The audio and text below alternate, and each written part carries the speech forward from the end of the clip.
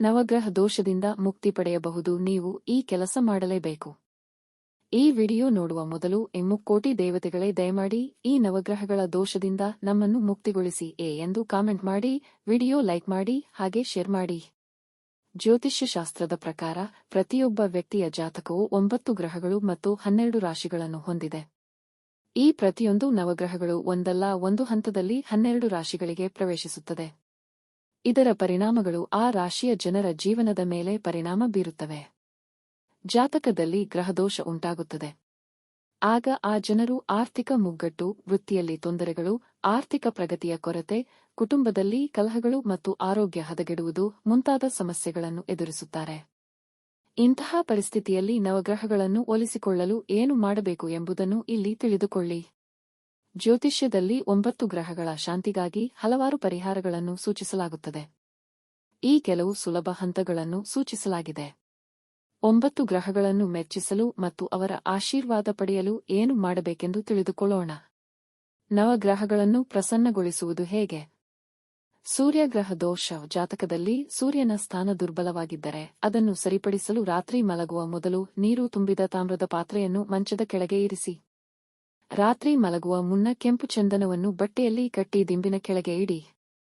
ಚಂದ್ರ ದೋಷ. ಜಾತಕದಲ್ಲಿ ಚಂದ್ರನ ಸ್ಥಾನವು ಕೆಟ್ಟದಾಗಿದ್ದರೆ ಹಾಸಿಗೆಯ ಕೆಳಗೆ ನೀರು ತುಂಬಿದ ಬೆಳ್ಳಿಯ ಪಾತ್ರೆಯನ್ನು ಇರಿಸಿ. ಮಲಗುವಾಗ ದಿಂಬಿನ ಕೆಳಗೆ ಬೆಳ್ಳಿಯ ಆಭರಣಗಳನ್ನು ಇಟ್ಟುಕೊಳ್ಳುವುದು ಸಹ ಪ್ರಯೋಜನಕಾರಿ. ಮಂಗಳದೋಷ. ಯಾರದ್ದಾದರೂ ಜಾತಕದಲ್ಲಿ ಮಂಗಳದೋಷವಿದ್ದರೆ ಜಾತಕದಿಂದ ಮಂಗಳದೋಷ ಹೋಗಲಾಡಿಸಲು ನೀರು ತುಂಬಿದ ಕಂಚಿನ ಪಾತ್ರೆಯನ್ನು ಹಾಸಿಗೆಯ ಕೆಳಗೆ ಇಡಬೇಕು. ಹಾಗೆಯೇ ದಿಂಬಿನ ಕೆಳಗೆ ಸ್ವಲ್ಪ ಚಿನ್ನ ಅಥವಾ ಬೆಳ್ಳಿಯ ಆಭರಣಗಳನ್ನು ಹಾಕಿ. ಬುಧದೋಷ. ಜಾತಕದಲ್ಲಿ ಬುಧನ ಸ್ಥಾನ ದುರ್ಬಲವಾಗಿದ್ದರೆ ಅಥವಾ ಬುಧದೋಷವಿದ್ದರೆ ರಾತ್ರಿಯಲ್ಲಿ ಚಿನ್ನದ ಆಭರಣಗಳನ್ನು ದಿಂಬಿನ ಕೆಳಗೆ ಇರಿಸಿ. ಹೀಗೆ ಮಾಡುವುದರಿಂದ ಬುಧ ದೋಷ ನಿವಾರಣೆಯಾಗುತ್ತದೆ. ಗುರುದೋಷ. ಜಾತಕದಿಂದ ಗುರುದೋಷ ಹೋಗಲಾಡಿಸಲು ಅರಿಶಿನದ ಕೊಂಬನ್ನು ಸ್ವಚ್ಛವಾದ ಬಟ್ಟೆಯಲ್ಲಿ ಕಟ್ಟಿ ದಿಂಬಿನ ಕೆಳಗೆ ಇಟ್ಟು ಮಲಗಬೇಕು. ಈ ರೀತಿ ಮಾಡುವುದರಿಂದ ಜಾತಕದಲ್ಲಿ ಗುರುವಿನ ಸ್ಥಾನ ಬಲಗೊಳ್ಳುತ್ತದೆ. ರಾಹು ದೋಷ. ಜಾತಕದಿಂದ ರಾಹುವಿನ ಸ್ಥಾನವನ್ನು ಸರಿಪಡಿಸಲು ಹಣೆಯ ಮೇಲೆ ತಿಲಕವನ್ನು ಪ್ರತಿದಿನ ಧರಿಸಬೇಕು. ಹೀಗೆ ಮಾಡುವುದರಿಂದ ರಾಹುದೋಷದಿಂದ ಲಾಭವಾಗುತ್ತದೆ. ಕೇತುದೋಷ. ಯಾರದ್ದಾದರೂ ಜಾತಕದಿಂದ ಕೇತುದೋಷ ತೆಗೆಯಬೇಕೆಂದರೆ 2 ಬಣ್ಣದ ನಾಯಿಗೆ ಆಹಾರ ನೀಡಿ. ಸಾಧ್ಯವಾದರೆ ಮನೆಯಲ್ಲಿ ನಾಯಿಯನ್ನು ಸಾಕಿಕೊಳ್ಳಿ. ಶುಕ್ರಗ್ರಹ ದೋಷ. ಶುಕ್ರನನ್ನು ಸಂಪತ್ತಿನ ಸಂಕೇತವೆಂದು ಪರಿಗಣಿಸಲಾಗುತ್ತದೆ. ಜಾತಕದಲ್ಲಿ ಶುಕ್ರ ದುರ್ಬಲನಾಗಿದ್ದರೆ ಬೆಳ್ಳಿಯ ಮೀನನ್ನು ಮಾಡಿ ದಿಂಬಿನ ಕೆಳಗೆ ಇಟ್ಟು ಮಲಗಿ. ಅಷ್ಟೇ ಅಲ್ಲ, ಬೆಳ್ಳಿಯ ಪಾತ್ರೆಯಲ್ಲಿ ನೀರು ತುಂಬಿ ಹಾಸಿಗೆಯ ಕೆಳಗೆ ಇಡಬೇಕು. ಶನಿ ದೋಷ. ಜಾತಕದಲ್ಲಿ ಶನಿ ದೋಷವಿದ್ದರೆ ಪ್ರತಿನಿತ್ಯ ಶನೀಶ್ವರನನ್ನು ಪೂಜಿಸಿ. ಇದಲ್ಲದೆ ಶನಿಯ ನೆಚ್ಚಿನ ರತ್ನವಾದ ಲ್ಯಾಪಿಸ್ ಲಾಜುಲಿ ರತ್ನ ಅನ್ನು ನಿಮ್ಮ ದಿಂಬಿನ ಕೆಳಗೆ ಇಡಿ. ನೀವು ಕಬ್ಬಿಣದ ಪಾತ್ರೆಯಲ್ಲಿ ನೀರನ್ನು ತುಂಬಿಸಿ ಹಾಸಿಗೆಯ ಕೆಳಗೆ ಇಡಬಹುದು. ನವಗ್ರಹ ದೋಷ ಪರಿಹಾರದ ಮಾರ್ಗಗಳು. 1. ಜೀವನದಲ್ಲಿ ಬರೀ ಸೋಲಿನ ರುಚಿ ನೋಡುವವರು ಈ ಕಷ್ಟ ಶೀಘ್ರದಲ್ಲಿ ಮುಗಿಯಲಿದೆ ಎಂಬ ಮನಸ್ಥಿತಿಯನ್ನು ಬೆಳೆಸಿಕೊಳ್ಳಬೇಕು. ಆತ್ಮವಿಶ್ವಾಸದಿಂದ ಬದುಕನ್ನು ಎದುರಿಸಿ. ಇಲ್ಲದವರಿಗೆ ಮತ್ತು ಹಸಿದವರಿಗೆ ದಾನ ಮಾಡುವುದರಿಂದ ನೀವು ಮಾಡಬಹುದಾದ ಹಾನಿ ಕಡಿಮೆಯಾಗುತ್ತದೆ. ಶನಿವಾರದಂದು ದಾನ ಮಾಡುವುದರಿಂದ ನವಗ್ರಹ ದೂರವಾಗುತ್ತದೆ ಮತ್ತು ಜೀವನವು ಉತ್ಕರ್ಷವಾಗುತ್ತದೆ. 2. ಯಾವುದೇ ದೇವಸ್ಥಾನಕ್ಕೆ 15 ದಿನಗಳ ಕಾಲ ಕಾಯಿಸದ ಹಸುವಿನ ಹಾಲನ್ನು ನೀಡಬೇಕು. ಕುಡಿಯುವ ನೀರಿಗೆ ಬೆಳ್ಳಿಯನ್ನು ಸೇರಿಸಿ ಬಳಸುವುದರಿಂದ ಶುಕ್ರಗ್ರಹವು ಬಲಗೊಳ್ಳುತ್ತದೆ. 3. ನೀಲಿ ಮತ್ತು ಹಸಿರು ಬಟ್ಟೆಗಳನ್ನು ಧರಿಸದಿರುವುದರಿಂದ ಶನಿ ಮತ್ತು ಬುಧದ ಪ್ರಭಾವಗಳಿಂದ ಮುಕ್ತಿ ಪಡೆಯಬಹುದು. ಪ್ರತಿನಿತ್ಯ ಹಳದಿ ತಿಲಕವನ್ನು ಧರಿಸುವುದರಿಂದ ಗುರುವಿಗೆ ದಾರಿಯಾಗುತ್ತದೆ.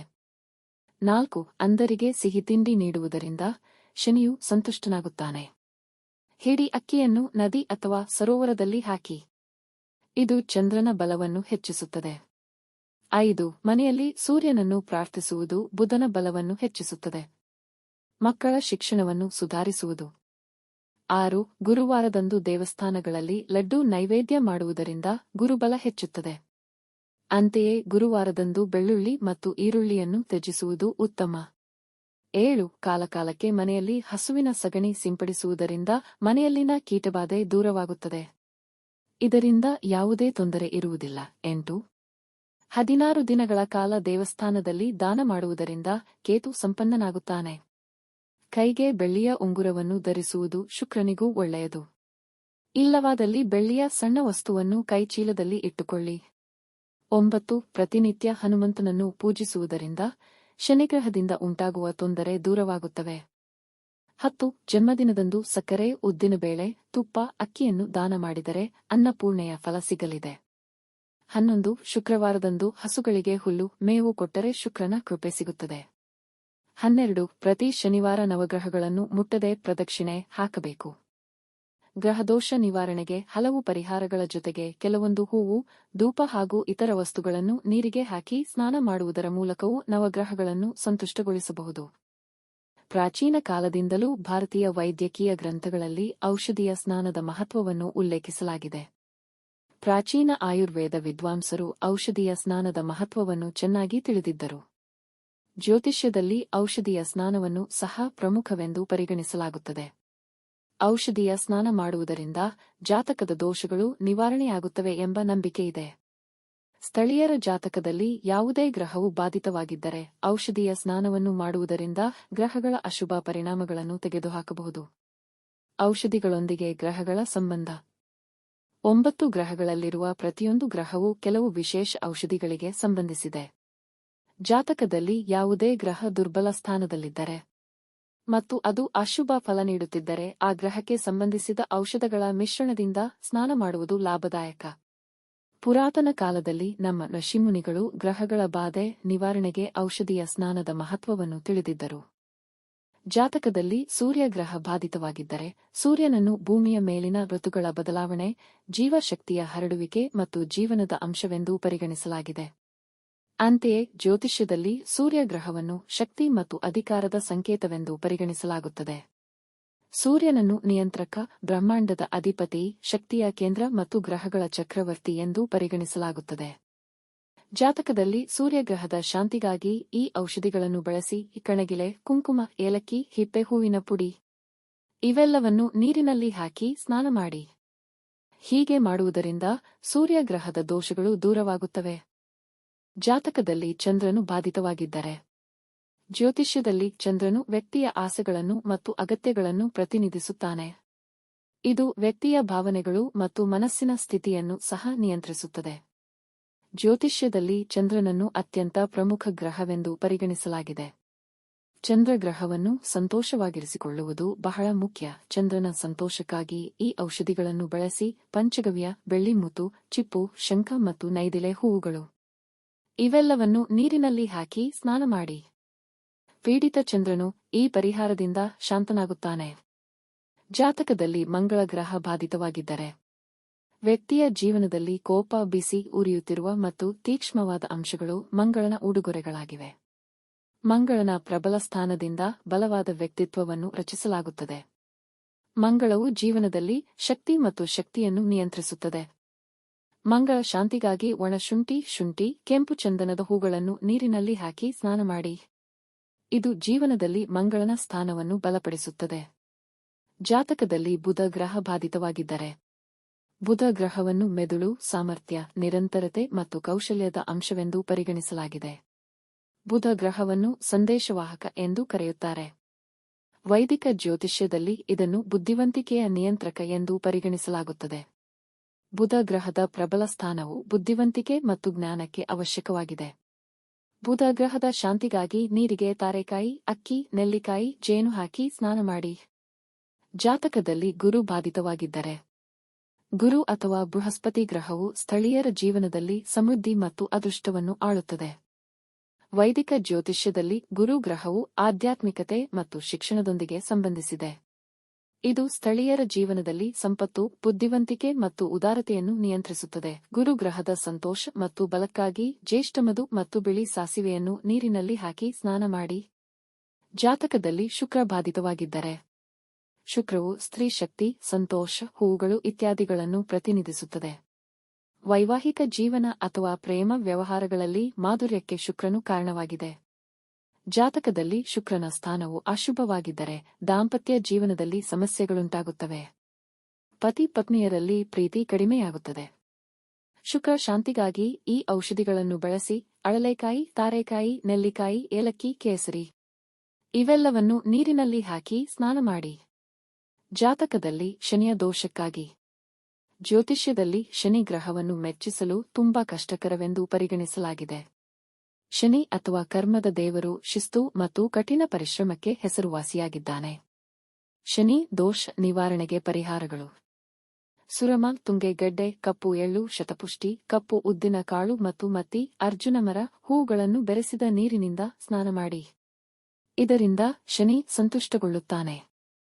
ಜಾತಕದಲ್ಲಿ ರಾಹು ಗ್ರಹ ಬಾಧಿತವಾಗಿದ್ದರೆ. ಜ್ಯೋತಿಷ್ಯದಲ್ಲಿ ರಾಹು ಗ್ರಹವನ್ನು ಭ್ರಮೆ ಅಂಶ ಮತ್ತು ನೆರಳು ಗ್ರಹ ಎಂದು ಕರೆಯಲಾಗುತ್ತದೆ. ರಾಹುವನ್ನು ಎಂದಿಗೂ ತೃಪ್ತಿಪಡಿಸಲಾಗುವುದಿಲ್ಲ ಎಂಬ ನಂಬಿಕೆಯಿದೆ.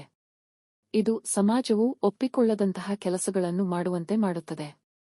ರಾಹು ಗೀಳಿನ ಕ್ರಿಯೆಗಳಿಗೆ ಕಾರಣವಾಗುತ್ತದೆ. ರಾಹು ಗ್ರಹದ ಶಾಂತಿಗಾಗಿ ನಾಗಬಲ, ತುರುವೆಗಿಡ, ಧೂಪ, ಎಳ್ಳು ಬಳಸಿ ಅವುಗಳನ್ನು ನೀರಿನಲ್ಲಿ ಹಾಕಿ ಸ್ನಾನ ಮಾಡುವುದರಿಂದ ರಾಹು ದೋಷದಿಂದ ಮುಕ್ತಿ ಸಿಗುತ್ತದೆ. ಜಾತಕದಲ್ಲಿ ಕೇತು ಗ್ರಹ ಬಾಧಿತವಾಗಿದ್ದರೆ. ಕೇತುವು ಸ್ಥಳೀಯರಿಗೆ ಆಧ್ಯಾತ್ಮಿಕ ಒಲವು ಮತ್ತು ಲೌಕಿಕ ಮಹತ್ವಾಕಾಂಕ್ಷೆಗಳಿಗೆ ಅಂಟಿಕೊಳ್ಳದಿರುವಿಕೆಯನ್ನು ನೀಡುತ್ತದೆ. ವಿಮೋಚನೆಗೂ ಕಾರಣವಾಗುತ್ತದೆ. ಕೇತು ಗ್ರಹವು ವ್ಯಕ್ತಿಯನ್ನು ಜ್ಞಾನ ಮತ್ತು ಬುದ್ಧಿವಂತಿಕೆಯ ಕಡೆಗೆ ಕರೆದೊಯ್ಯುತ್ತದೆ. ವ್ಯಕ್ತಿಯ ಪಾತ್ರ ಮತ್ತು ಮನಸ್ಥಿತಿಯನ್ನು ಸುಧಾರಿಸುವಲ್ಲಿ ಕೇತು ಕೊಡುಗೆ ನೀಡುತ್ತದೆ. ಜಾತಕದಲ್ಲಿ ಕೇತುವು ಬಲಶಾಲಿಯಾಗಿ ಮತ್ತು ಸಂತೋಷವಾಗಿರಲು ಧೂಪ, ಹೆತ್ತುತ್ತಿ, ತುಂಗೆಗಡ್ಡೆ, ಪ್ರಿಯಂಗು, ತೊಟ್ಟಾಳು ಇವೆಲ್ಲವನ್ನೂ ನೀರಿನಲ್ಲಿ ಹಾಕಿ ಸ್ನಾನ ಮಾಡಿ. ನವಗ್ರಹ ಪ್ರದಕ್ಷಿಣೆ ಮಾಡುವ ಸರಿಯಾದ ವಿಧಾನ: ಹಿಂದೂ ಧಾರ್ಮಿಕ ಪದ್ಧತಿಯ ಪ್ರಕಾರ ನವಗ್ರಹಗಳು ಬಹಳ ಶಕ್ತಿಶಾಲಿಯಾಗಿದ್ದು, ಸರಿಯಾದ ವಿಧಾನದ ಪ್ರಕಾರವೇ ನವಗ್ರಹಗಳಿಗೆ ಪ್ರದಕ್ಷಿಣೆ ಹಾಕಬೇಕು. ಆಗ ಮಾತ್ರ ಗಮನಾರ್ಹ ಫಲಿತಾಂಶಗಳನ್ನು ಪಡೆಯಲು ಸಾಧ್ಯವಾಗುತ್ತದೆ. ಶಕ್ತಿಶಾಲಿ ನವಗ್ರಹಗಳನ್ನು ಪೂಜಿಸಲು ಜನರು ಸಾಮಾನ್ಯವಾಗಿ ಸೇರುತ್ತಾರೆ. ಆದರೆ ಕೆಲವರು ತಮಗೆ ತೋಚಿದಂತೆ ಪ್ರದಕ್ಷಿಣೆ ಹಾಕುತ್ತಾರೆ. ಹೀಗಾಗಿ ನವಗ್ರಹಗಳಿಗೆ ಪ್ರದಕ್ಷಿಣೆ ಹಾಕುವಾಗ ಯಾವ ನಿಯಮಗಳನ್ನು ಪಾಲಿಸಬೇಕು ಎಂಬುದನ್ನು ಇಲ್ಲಿ ವಿವರಿಸಲಾಗಿದೆ. ಮಾನವನ ಜೀವನ ಮತ್ತು ಮಾನಸಿಕ ಸ್ಥಿತಿಯು ಮುಖ್ಯವಾಗಿ ಆಯಾ ಗ್ರಹಗಳ ಸ್ಥಾನವನ್ನು ಅವಲಂಬಿಸಿರುತ್ತದೆ ಎಂದು ಜ್ಯೋತಿಷ್ಯಶಾಸ್ತ್ರ ಹೇಳುತ್ತದೆ. ಗ್ರಹಗಳ ಸ್ಥಾನ ಬದಲಾವಣೆಗಳಿಂದ ಜೀವನದಲ್ಲಿಯೂ ಏರಿಳಿತಗಳು ಉಂಟಾಗುತ್ತವೆ. ಲಾಭ ಮತ್ತು ಸಂತೋಷವು ಒಟ್ಟಿಗೆ ಬರುತ್ತದೆ. ಮನುಷ್ಯ ಸಂಕಷ್ಟದಲ್ಲಿದ್ದಾಗ ನವಗ್ರಹ ಪ್ರದಕ್ಷಿಣೆ ಆಸರೆಯಾಗುತ್ತದೆ. ನವಗ್ರಹ ಪ್ರದಕ್ಷಿಣೆಗೆ ಒಂದು ನಿರ್ದಿಷ್ಟ ವಿಧಾನವಿದೆ. ಆ ವಿಧಾನದ ಪ್ರಕಾರ ಪ್ರದಕ್ಷಿಣೆಯನ್ನು ಮಾಡಲಾಗುತ್ತದೆ. ಇದರಿಂದ ಉತ್ತಮ ಶುಭ ಫಲಿತಾಂಶಗಳನ್ನು ಪಡೆಯಬಹುದಾಗಿದೆ. ನವಗ್ರಹ ಪ್ರದಕ್ಷಿಣೆಗೆ ಮಂಟಪವನ್ನು ಪ್ರವೇಶಿಸುವ ಮೊದಲು ಸೂರ್ಯನಿಗೆ ಅಭಿಮುಖವಾಗಿ ಪ್ರವೇಶಿಸಿ ಎಡಭಾಗದಿಂದ ಚಂದ್ರನ ಕಡೆಯಿಂದ ಬಲಕ್ಕೆ 9 ಪ್ರದಕ್ಷಿಣೆಗಳನ್ನು ಮಾಡುವುದು ಉತ್ತಮ. ಪ್ರದಕ್ಷಿಣೆ ಮುಗಿದ ನಂತರ ರಾಹು ಮತ್ತು ಕೇತುವನ್ನು ಸ್ಮರಿಸಿ ಬಲದಿಂದ ಎಡಕ್ಕೆ, ಬುಧದ ಕಡೆಯಿಂದ 2 ಪ್ರದಕ್ಷಿಣೆ ಮಾಡಬಹುದು. ಕೊನೆಗೆ ನವಗ್ರಹದಲ್ಲಿರುವ ಪ್ರತಿಯೊಂದು ಗ್ರಹಗಳ ಹೆಸರನ್ನು ನೆನಪಿಸಿಕೊಂಡು ಪ್ರದಕ್ಷಿಣೆ ಮಾಡಿ ಮತ್ತೆ ನವಗ್ರಹಕ್ಕೆ ತಿರುಗದೆ ಹಿಂತಿರುಗಬೇಕು. ಈ ರೀತಿ ಮಾಡುವುದರಿಂದ ಹೆಚ್ಚಿನ ಶುಭ ಫಲಿತಾಂಶಗಳು ಇರುತ್ತವೆ ಎಂದು ಹೇಳಲಾಗುತ್ತದೆ. ಶಿವನ ದೇವಾಲಯಗಳಲ್ಲಿ ನವಗ್ರಹಗಳಿಗೆ ವಿಶೇಷ ಸ್ಥಾನ ಇರುತ್ತದೆ. ಶಿವನ ದರ್ಶನ ಪಡೆದು ಹೊರಬಂದ ನಂತರ ಅಲ್ಲಿನ ನವಗ್ರಹ ದರ್ಶನ ಮಾಡಬೇಕು. ನವಗ್ರಹಗಳಿಗೆ 9 ಪ್ರದಕ್ಷಿಣೆಗಳನ್ನು ಮಾಡಬೇಕು. ಪ್ರದಕ್ಷಿಣೆ ಮಾಡುವಾಗ ನವಗ್ರಹ ಸ್ತೋತ್ರಗಳನ್ನು ಪಠಿಸಬೇಕು. ಕೆಲವರು ನವಗ್ರಹಗಳನ್ನು ಮುಟ್ಟುತ್ತಲೇ ಪ್ರದಕ್ಷಿ ಹಾಕುತ್ತಾರೆ. ಆದಷ್ಟು ಮುಟ್ಟದೆ ಪ್ರದಕ್ಷಿಣೆ ಮಾಡುವುದು ಒಳ್ಳೆಯದು. ಪ್ರದಕ್ಷಿಣೆ ವೇಳೆ ಬಿದ್ದರೆ ನವಗ್ರಹದ ಸುತ್ತ ಮತ್ತೆ ಪ್ರದಕ್ಷಿಣೆ ಹಾಕಬಾರದು. ಶುಚಿಯಾಗಿ ಸ್ನಾನ ಮಾಡಿ ಶುಭ್ರವಾದ ಬಟ್ಟೆ ಧರಿಸಿದ ನಂತರವೇ ನವಗ್ರಹ ಪ್ರದಕ್ಷಿಣೆ ಮಾಡಬೇಕು. ಎಲ್ಲಾ ರೀತಿಯ ನಿಯಮಗಳನ್ನು ಅಚ್ಚುಕಟ್ಟಾಗಿ ಪಾಲಿಸಿದಾಗ ನೀವು ನವಗ್ರಹ ಪ್ರದಕ್ಷಿಣೆಯಿಂದ ಫಲಿತಾಂಶಗಳನ್ನು ಪಡೆಯುತ್ತೀರಿ. ಈ ವಿಡಿಯೋ ನಿಮಗೆ ಇಷ್ಟವಾದಲ್ಲಿ ಲೈಕ್ ಮಾಡಿ ಮತ್ತು ನಿಮ್ಮ ಸ್ನೇಹಿತರ ಜೊತೆ ಶೇರ್ ಮಾಡಿ. ಹಾಗೆಯೇ ನಮ್ಮ ಹೊಸ ವಿಡಿಯೋಗಳನ್ನು ನೀವು ತಕ್ಷಣ ಪಡೆಯಬೇಕೆಂದಿದ್ದರೆ ಚಂದಾದಾರರಾಗಿ ನಮ್ಮ ಚಾನೆಲ್ ಪಕ್ಕದಲ್ಲಿರುವ ಬೆಲ್ ಐಕಾನ್ ಒತ್ತಿರಿ. ಧನ್ಯವಾದಗಳು.